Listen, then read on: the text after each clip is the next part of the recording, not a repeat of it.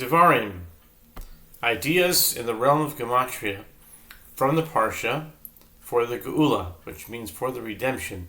Geulah means redemption in Hebrew. This is article 44 because the Parsha of Devarim is the 44th Torah portion.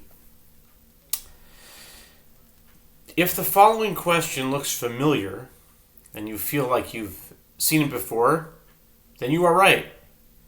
If you have been reading these articles consistently, you have encountered this question exactly 4 other times this year, and this is the final time until the Parsha of Mishpatim next year.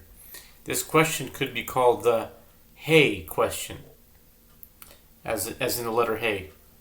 There is, as of now, an unsolved mystery that presents itself every time this Parsha and 4 other Parshas in the Torah come around.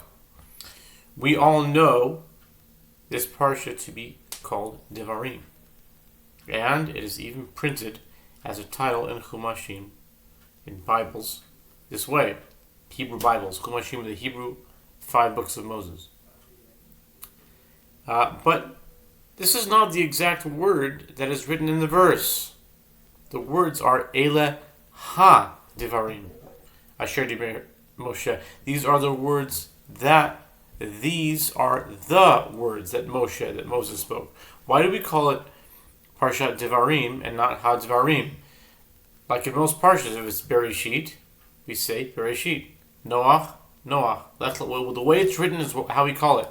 So why is it that this week's Torah portion is written Ha Devarim, but we all call it Devarim? Why? And there are in fact 4 other Parshas in the Torah that are exactly like this. That is Mishpatim. The verse says Ve'ela ha-mishpatim.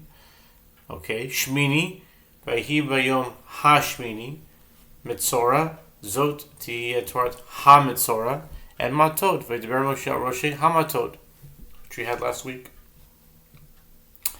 In this particular case, it seems that the realm of Gematria can provide a very good explanation as to why we call the Parsha Devarim and not Ha-Devarim, the way it is actually written. There is, in fact, only one individual in the entire Torah whose yahrzeit, meaning whose anniversary of passing away, is mentioned. That is Aharon HaKohen, Aaron the priest, the brother of Moses.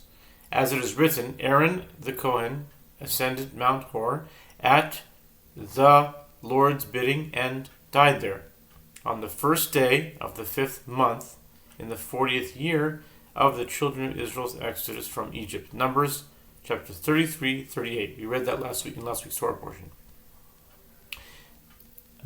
In fact, as this article is being written, it was written on the 1st of Av, which is on Wednesday. It is Aaron's yahrzeit. When I wrote this article, it was the first day of Av, which is his yahrzeit. The Parsha of Devarim is always in the 9 days of mourning, and these 9 days are started by the 1st of Av until the 9th of Av, when we mourn the destruction of the 2 temples in Jerusalem and other national calamities. The Beit HaMikdash, the Holy Temple, is where the Kohanim, who were the descendants of Aharon HaKohen, served in many ways on a daily basis, from the various offerings to blessing and teaching the people. After the destruction of the Beit HaMikdash, this all came to an end, at least for the duration of our long exile. So there is a connection. The destruction of the temple, which is these 9 days, and the descendants of Aaron, which served in the temple, the Kohanim, the priest. On the other side, Aaron was known to be one who loved peace and pursued peace, reconciling to people who were in a fight, or a husband and a wife who were at odds with each other.